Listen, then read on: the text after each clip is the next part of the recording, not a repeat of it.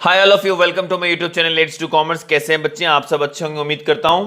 आज हम शुरू कर रहे हैं चैप्टर नंबर 8 और यह है क्लास 11th का 8th small business and enterprises. छोटे बिजनेस और उनकी छोटी छोटी एंटरप्राइजेस क्या होती हैं। आइए शुरू करते हैं। Entrepreneurship development ED concept, entrepreneurship development concept और उसकी विशेषताएं और क्यों जरूरत है उसकी। आखिरकार ये ईडी है क्या, पहली बात तो समझें। The concept of entrepreneurship, entrepreneurship पहली बात तो एंटरप्रेन्योरशिप में से शिप हटा दो। तो बात करते हैं, फिर बनेगा एंटरप्रेन्योर। एंटरप्रेन्योर का मतलब एक पर्सन, ओके, कोई इंसान। एंटरप्रेन्योरशिप एक प्रोसेस है कि कैसे हम काम करेंगे, और एंटरप्राइज एक संस्था है। तो जब एक इंसान अगर कोई प्रोसेस करेगा और क्या आएगा, तो इसको 3 वर्ड में बनाया। मालिक क्या कर रहा है, एंटरप्रेन्योरशिप कर रहा है, तो वो एक संस्था बन जाएगी जिसको हम बोलते हैं एंटरप्राइज। बात समझ में आएगी आपको। ओनर का नाम रख दिया एंटरप्रेन्योर, और हम बोलते हैं कोई प्रोसेस का नाम रख दिया entrepreneurship. And finally what is the outcome, that is enterprise. Enterprise बन के बाहर निकलेगी। चलो, वाई सीक एन एंटरप्राइज, क्यों हम एंटरप्राइज के प्रति हमारा रुझान देखें। तो entrepreneur seeks an enterprise because entrepreneur मतलब अगेन वो इंसान जो संस्था बनाना, संस्था के बारे में सीख मतलब सोच रहा है या उसको ध्यान में है, उसका जो विचार है, उसकी जो नजर है, वो इसलिए इंसान की नजर है संस्था बनाने में। बिकॉज यहां पर आएगा because it result in creating goods and services. अगर संस्था कोई बनाता है कि मेरी ये संस्था है, चाहे वो पापड़ का काम है, भुजिए काम है, वो करता है, तो उससे क्या निर्माण होगा, क्रिएटिंग, उससे क्या होगा, गुड्स निर्माण होंगे या सर्विस निर्माण होगी। एग्जाम्पल, एक टीचर हूं मैं, एक मैं इंस्टीट्यूट खोलता हूं तो मैं सर्विसेज दूंगा, मेरी खुद की इंस्टीट्यूट, मेरा खुद का एंटरप्राइज बन गई। ओके अगर आप भुजिए खुद बनाते हैं, मैन्युफैक्चरिंग यूनिट डाल दी, तो अगेन क्रिएटिंग गुड्स हो गया। तो इसका मतलब एंटरप्राइज का मतलब जो आदमी कोई अपना खुद का काम करना चाहता है, वो क्या करेगा, क्रिएट करेगा गुड्स एंड सर्विसेज। उससे उसको क्या मिलेगी, खुशी, कंफर्ट और शांति की हाँ ये मेरी संस्था है, मुझे नौकरी की जरूरत नहीं है। देखो, संस्था वही खोलेगा जो नौकरी नहीं करेगा, जिसके अंदर हिम्मत होगा कि मैं अपना काम कर लूंगा, मैं करूंगा, मुझे नौकरी नहीं चाहिए, वो ये काम करेगा। एवरी ह्यूमन बीइंग लुक्स, हर आदमी सोचता है मेरे पास वर्ल्ड फुल ऑफ, खूब खुशी हो, खूब आराम हो, खूब कंफर्ट हो, खूब शांति हो। ऐसे करने के लिए एंटरप्रेन्योर को कुछ अपॉर्चुनिटी, अवसर ढूंढने पड़ते हैं कि कुछ चैलेंजेस को कन्वर्ट करने के बाद वो कंफर्ट जोन में चला जाए। मतलब वो भी है भुजिया, अगर आप भुजिया फैक्ट्री लगाएंगे तो व्हाट यू हैव टू भट्टी लगाना पड़ेगा, कारीगर लाना पड़ेगा, भुजिया बनाना पड़ेगा, फिर पैक करना पड़ेगा, फिर उसको बेचना पड़ेगा। देखो लंबा प्रोसेस है, लेकिन अगर भुजिया पापड़ बिकने लग गया, खाने का आइटम है, लोगों के मुंह में टेस्ट लग गया, वो डिमांड करेंगे, तो वो डिमांड आप पूरी नहीं कर पाएंगे, ऐसा भी होता है। Are you getting my point? ऐसा होने से इसका मतलब आपने चैलेंजेस लिए, आपके मन में ये बात थी मैं करूंगा और कर लिया। तो ऐसा करने से, चैलेंजेस लेने से, काम करने से होता है you want to become an entrepreneur, और उससे क्या बन जाएगी, enterprise. Finally got the thing. Okay, setting up an enterprise is setting up the venture. Venture, एक वेंचर खड़ा करना, अपनी संस्था खड़ा करना, वही आएगा outcome. Finally you build your own business, okay, a venture. चलते हैं आगे। Need and importance of entrepreneurship, क्यों जरूरत है एंटरप्रेन्योरशिप। एंटरप्रेन्योरशिप जरूरत इसलिए है, देश की उससे ग्रोथ होती है, समाज में उसका डेवलपमेंट होता है। जो भी डेवलपिंग कंट्रियां हैं उनका अगर हम इतिहास देखें काफी समय से, तो उनका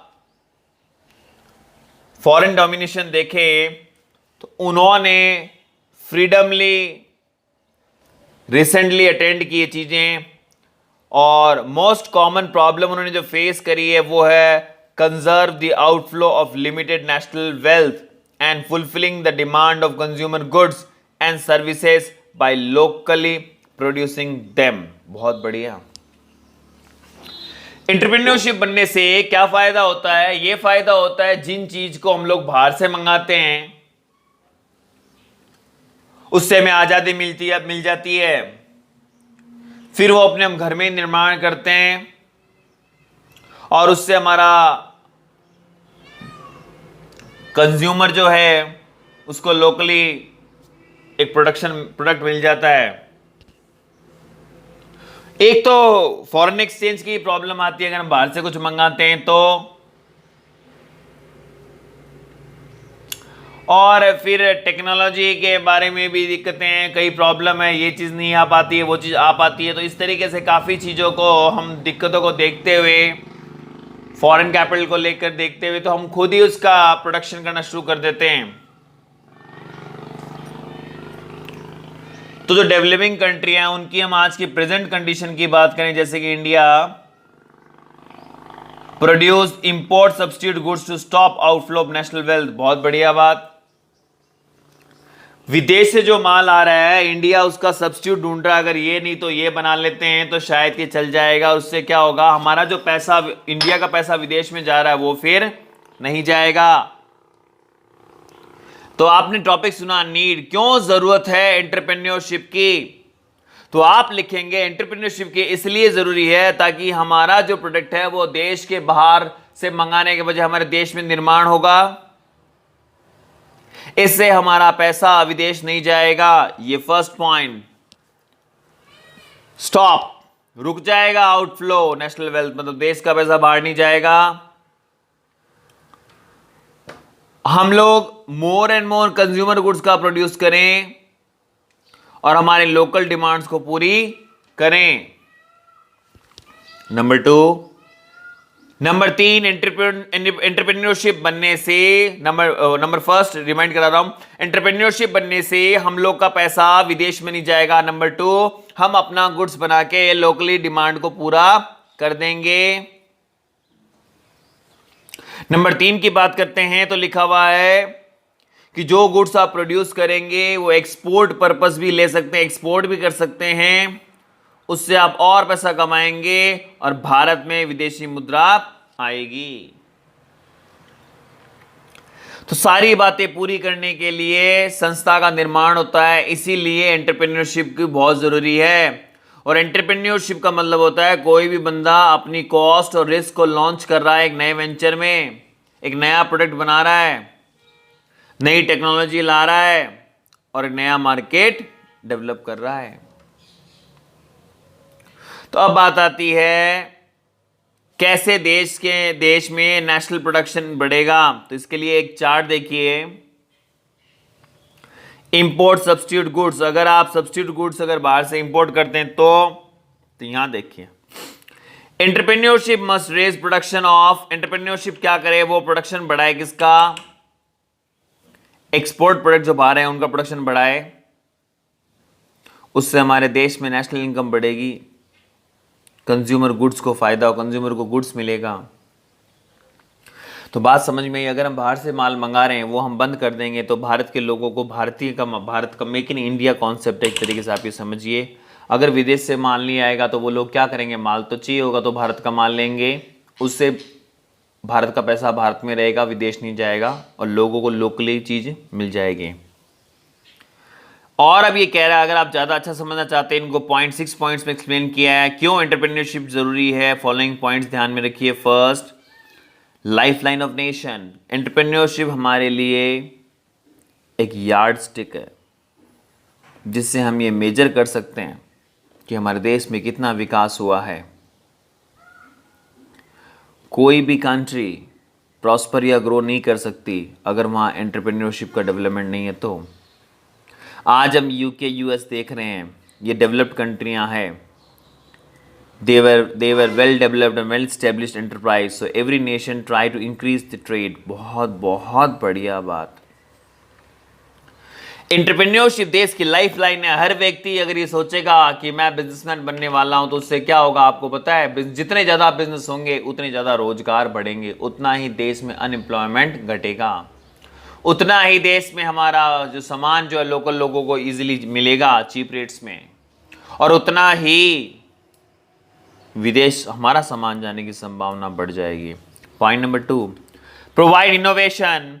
अगर एंटरप्रेन्योरशिप होती है तो उससे क्या फायदा होगा? पहला, देश की लाइफ लाइन है नेशन की। नंबर 2, इससे इनोवेशन होगा। एंटरप्रेन्योरशिप एक इनोवेटर है, वो नए नए आइडियाज लाता है, नए नए मेथड ऑफ प्रोडक्शन लाता है, नई टेक्नोलॉजी लाता है, नए तरीके लाता है मार्केटिंग के, और वो बिजनेस आइडियाज बनाता है और उस आइडियाज को, उस एक्शन को इकोनॉमिक डेवलपमेंट के प्लेटफॉर्म पे उतारता है, देश का उससे विकास होता है। पॉइंट नंबर 3 की बात करते हैं, growth of economy.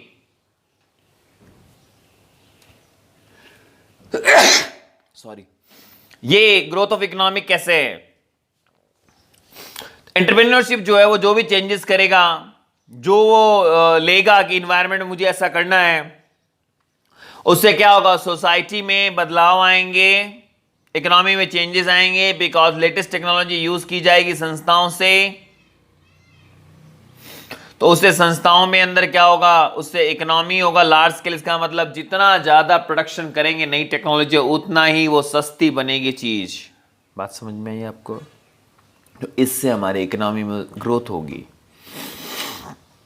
4th, in case profit की बात करें, संस्थाएं हमेशा ट्राई करती है अपनी कॉस्ट को कम करना, कि कम से कम लागत आए, और अपने रिसोर्स का मैक्सिमम यूटिलाइज करना चाहती है।